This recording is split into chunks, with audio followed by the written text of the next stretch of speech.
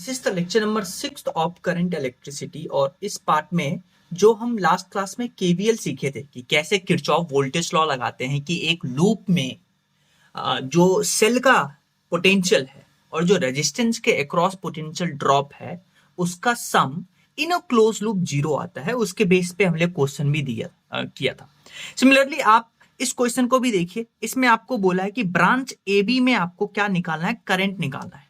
तो आप क्या करिएगा, यहां करंट आई मानिए, यहां फिर देखिए ब्रांचिंग आया तो यहां मान लेते हैं I1 गया इधर, तो इसमें जाएगा I माइनस I1।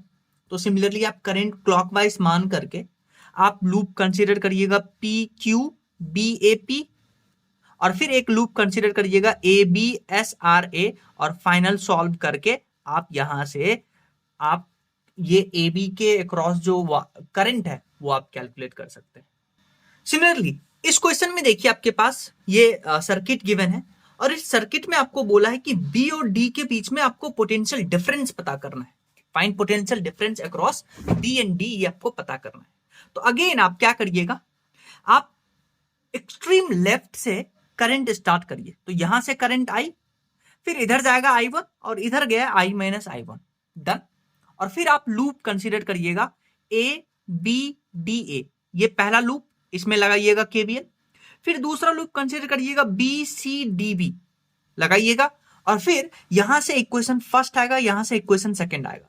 फिर आप क्या करिएगा, जो फर्स्ट और सेकंड इक्वेशन है उसको हम एक टर्म को कैंसिल करने के लिए हम क्या करेंगे, फर्स्ट वाले इक्वेशन को 4 से मल्टीप्लाई करेंगे, दूसरे वाले इक्वेशन को 3 से मल्टीप्लाई करेंगे, फिर दोनों को हम ऐड करेंगे तो ये कैंसिल हो जाएगा टर्म। तो आपके पास I1 यहां से आ जाएगा और यही I1 हम कैलकुलेट कर लिए।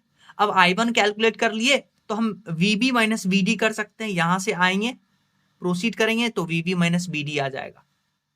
नेक्स्ट कॉन्सेप्ट हम सीखेंगे कॉन्सेप्ट ऑफ नोडल एनालिसिस। ये बहुत इंपॉर्टेंट है, इसको सीखना बहुत ज्यादा इंपॉर्टेंट है, क्योंकि अगर इस नोडल एनालिसिस को अपन यूज करते हैं क्वेश्चन सॉल्व करने में, so this nodal analysis will make the question very easy. So that's why it becomes very important to understand the concept of how to apply nodal analysis.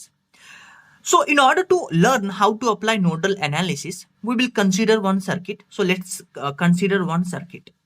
अब आपको देखिए इस circuit में ये वोल्टेज दे रखा है, पर सर्किट में ये जो करंट I1, I2, I3 है ये आपको नहीं दे रखा था।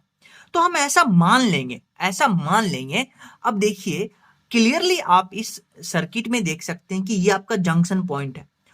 पहला जो स्टेप है नोडल एनालिसिस के कॉन्सेप्ट को यूज करने का, वो आप यही यूज करिएगा कि जितने भी ब्रांच हैं सब में आप करंट इस ढंग से मानिएगा कि वो करंट नोडल पे ही आए। देखिए इस ब्रांच पे भी I1 माने हैं, वो नोडल की तरफ जा रहा है।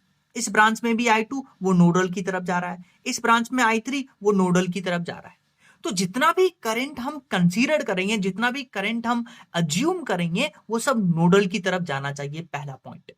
और फिर आप क्या करिएगा, आप लगाइएगा केसीएल लॉ। क्या कहता है Kirchhoff current law? Kirchhoff current law कहता है कि incoming current is equal to outgoing current. ये आपको पता है, incoming current is equal to outgoing current. तो बताइए इस नोडल पे इनकमिंग करंट कौन कौन सा है? I1 plus I2 plus I3, और आउटगोइंग तो कोई है नहीं, तो I1 plus I2 plus I3 is equal to 0, क्योंकि आउटगोइंग एक भी करंट नहीं है।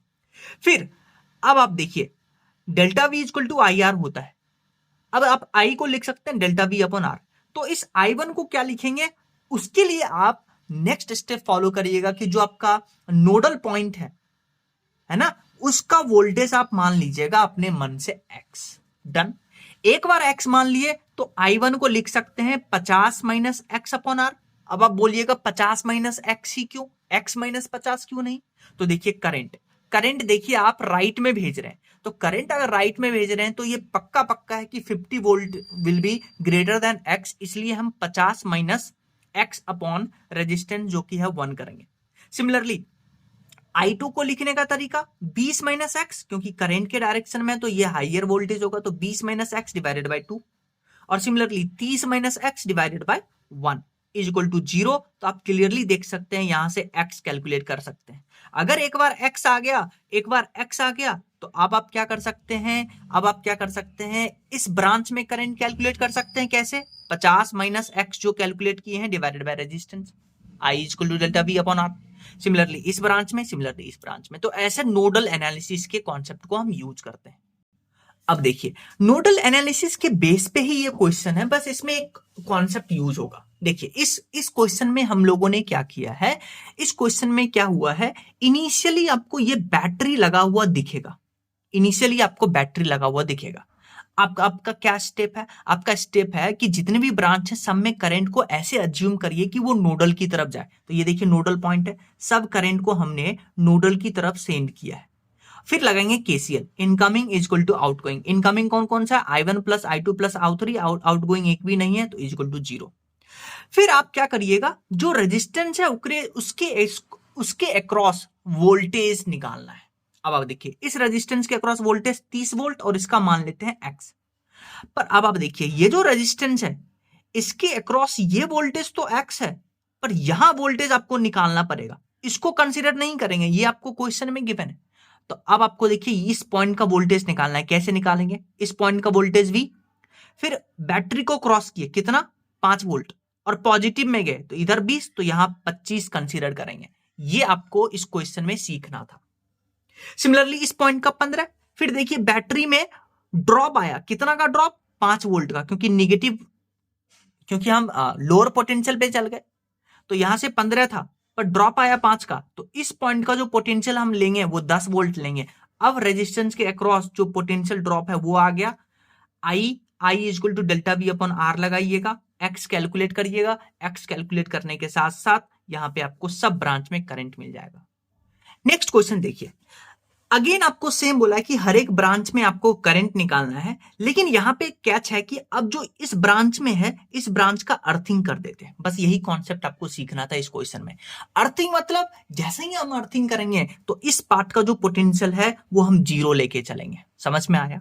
फिर आपको क्या करना है, नोडल पॉइंट खोजना है, करंट ऐसे अज्यूम करेंगे कि सब नोडल की तरफ आए, और फिर केसीएल लगाएंगे, incoming current equal to outgoing, outgoing तो है नहीं, इनकमिंग कौन कौन सा है, I1 plus I2 plus I3 equal to 0।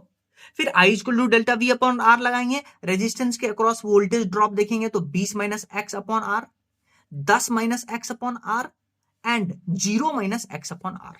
0 minus X upon R लगाएंगे, एक्स का वैल्यू आएगा, फिर हम I equal to delta V R लगा करके हम सब जो बेसिकली आपका करंट है हर एक ब्रांच में वो कैलकुलेट कर सकते हैं।